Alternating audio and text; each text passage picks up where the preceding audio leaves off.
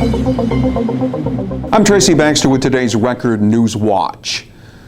It's long been a popular hangout spot on the Delaware River for young people. The cliffs along the Pennsylvania side of the river across from Sparrowbush and the Eddy Farm Resort have been an inviting place for kids to jump into the river. Thursday afternoon, the fun turned tragic when a teenage girl slipped, fell down the side of the cliff and into the river.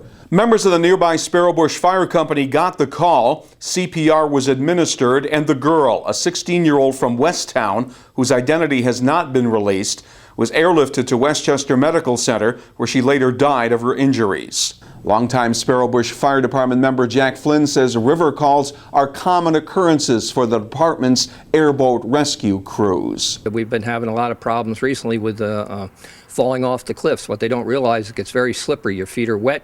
You start climbing around those cliffs, there's moss up there, and it's very easy to slip, and that's apparently what happened yesterday. The young lady fell 60 feet at least, and it just breaks our heart. We really hate to see something like that happen to a young person, but it's very hard to reason with them. Sometimes they'll see us pulling somebody out, and they'll go right up and do the same thing over again.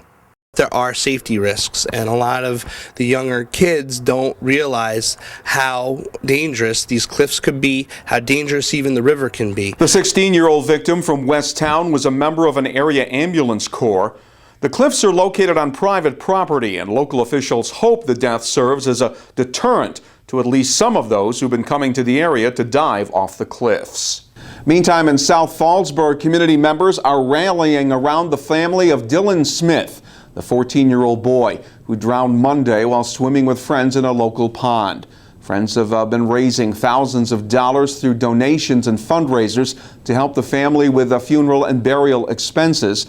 Reporter Leonard Sparks will have the full story in an upcoming edition of the Times-Herald Record.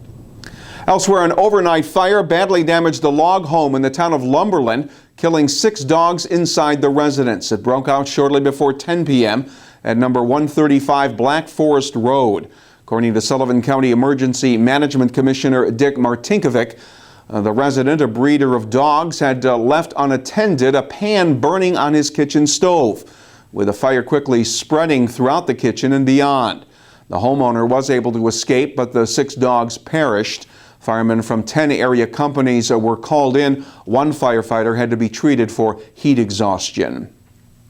The weekend will be another scorcher, and the forecast of more unbearable conditions has prompted the National Weather Service to issue a heat advisory through Saturday night, with real field temperatures well above 100 degrees. Area utility companies will be keeping an eye on usage, which is expected to approach peak demand levels on Saturday. The advisory includes warnings to take the proper precautions to protect yourself from heat-related dangers. Sunday should be better. A check of the forecast is coming up. Sullivan County Sheriff's deputies have arrested 6 reputed gang members who they say were responsible for a recent crime wave in the Monticello area. The incidents included burglaries and thefts and reportedly involved members of a Monticello street gang known as 2 Live Crew. Those arrested are Monticello residents Angel Sanchez and Freddy Mendoza, both 17, Elliot Hernandez and Joseph Strong, both 18 years old, as well as 16-year-old Richie Reyes and 19-year-old Anibal Santiago. Sullivan Sheriff's deputies are working with surrounding police agencies to possibly connect the gang to other crimes around Sullivan County.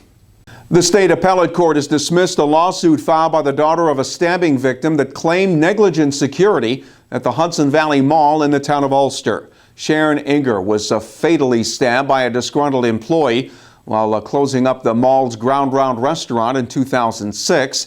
The appellate court judges ruled that the mall met the threshold of minimum precautions to protect tenants.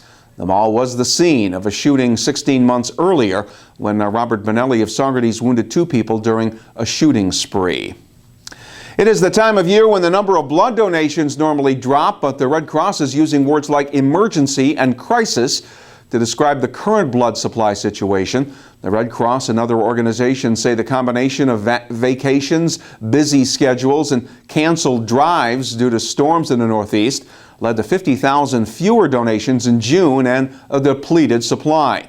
Red Cross is now reaching out to eligible donors, sponsors of past drives, and community leaders to recruit potential donors.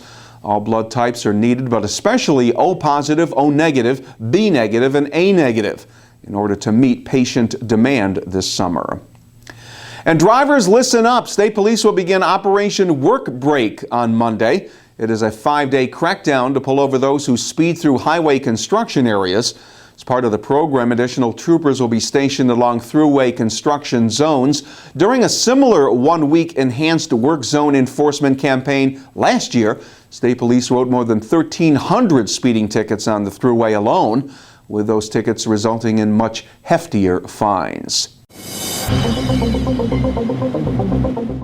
Should come as no surprise that we'll be dealing with more hot weather this weekend. Saturday will be sunny and will be sweltering, with temperatures in the mid to upper 90s. There's the chance of late day or evening thunderstorms. Not quite as bad on Sunday, with the sun breaking through the morning haze. The highs will top out around 90 degrees.